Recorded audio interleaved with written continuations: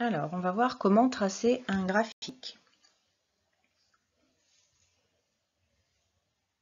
Quand on réalise des mesures, on les représente souvent sur un graphique,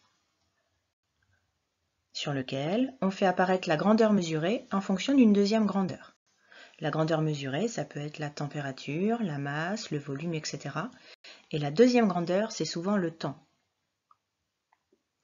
Donc pour tracer ton graphique, tu auras besoin de papier millimétré, d'une règle, d'un crayon de papier et d'un stylo.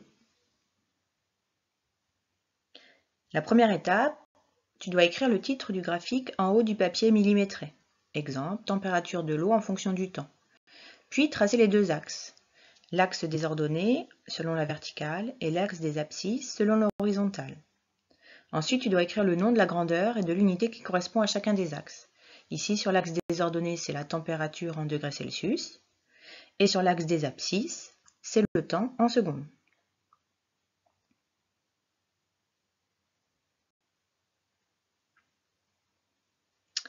Il faut ensuite graduer les axes. Donc pour cela, il faut que tu regardes les valeurs minimales et maximales mesurées.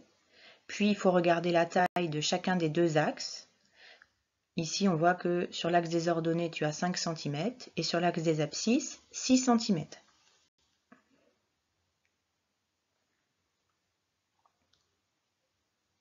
Donc pour le temps, tu auras 6 cm pour placer 12 minutes. En divisant la valeur maximale par la taille de l'axe, on trouve 2 minutes par centimètre. Et pour l'axe des abscisses, tu as 5 cm pour 100 degrés, ce qui correspondra à 20 degrés par centimètre. Donc tu vas écrire cette échelle en haut à droite du graphique.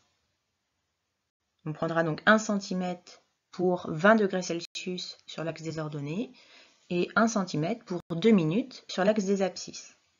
Tu dois ensuite graduer les axes. Donc l'intersection des deux axes, c'est 0. Puis sur l'axe des ordonnées, on va de 20 en 20, 20, 40, 60, 80 et 100. Et sur l'axe des abscisses, on va de 2 en 2. 2, 4, 6, 8, 10, 12. Alors, il faut ensuite placer tes mesures par des croix. Le premier point, on voit que c'est l'intersection de 0 et 16 degrés. On place ensuite les autres points.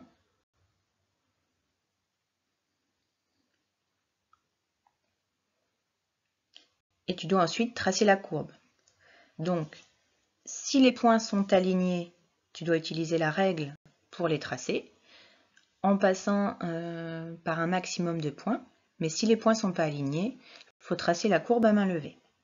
Attention, si tu as des valeurs négatives et positives à positionner sur le même axe, il faut placer ton axe au centre du papier millimétré pour pouvoir placer les points négatifs.